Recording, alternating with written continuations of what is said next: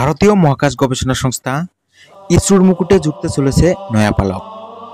চাঁদের দক্ষিণ মেরুতে পা রাখা চন্দ্রযান-3-এর সাফল্যকে সম্মান জানিয়ে ইসরোকে দেওয়া হবে ওয়ার্ল্ড স্পেস অ্যাওয়ার্ড। আগামী 14 অক্টোবর ইতালির মিলানে আয়োজিত হতে চলেছে 75তম আন্তর্জাতিক মহাকাশ যাত্রী সম্মেলন। সেই অনুষ্ঠানে ইসরোর হাতে এই পুরস্কার তুলে দেবে ইন্টারন্যাশনাল অ্যাস্ট্রোনমিক্যাল ফেডারেশন। গত বৃহস্পতিবার ওয়ার্ল্ড স্পেস অ্যাওয়ার্ড প্রাপক হিসেবে ভারতীয় মহাকাশ গবেষণা সংস্থা ইসরোর নাম ঘোষণা করে ওই আন্তর্জাতিক সংস্থা ইন্টারন্যাশনাল অ্যাস্ট্রোনমিক্যাল ফেডারেশন। পাশাপাশি ইসরোর উদ্দেশ্যে এক প্রশংসাসূচক বিবৃতিতে জানানো হয়, ইন্টারন্যাশনাল অ্যাস্ট্রোনমিক্যাল ফেডারেশন জানিয়েছে, ভারত ছাড়াও এখন পর্যন্ত আমেরিকা, রাশিয়া এবং চীন চাঁদে সফল অবতরণ করেছে।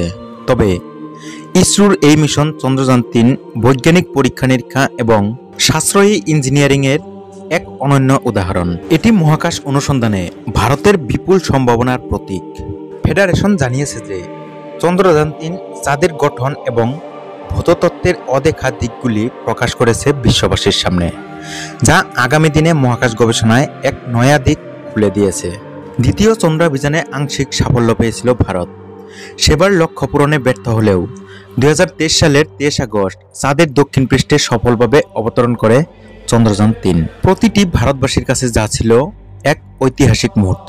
গোটা বিশ্ব সেদিন ভারতের ইসরোর সাফল্যের জয়গান গায়।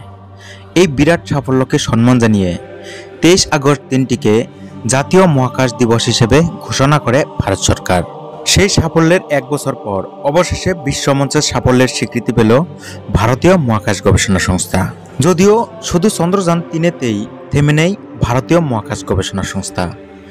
এরপর চন্দ্রযান-4 মঙ্গল অভিযানের পাশাপাশি 2040 সালে চাঁদে মানুষ পাঠানোর লক্ষ্যমাত্রা নিয়েছে ভারতের গৌরব ইসরো।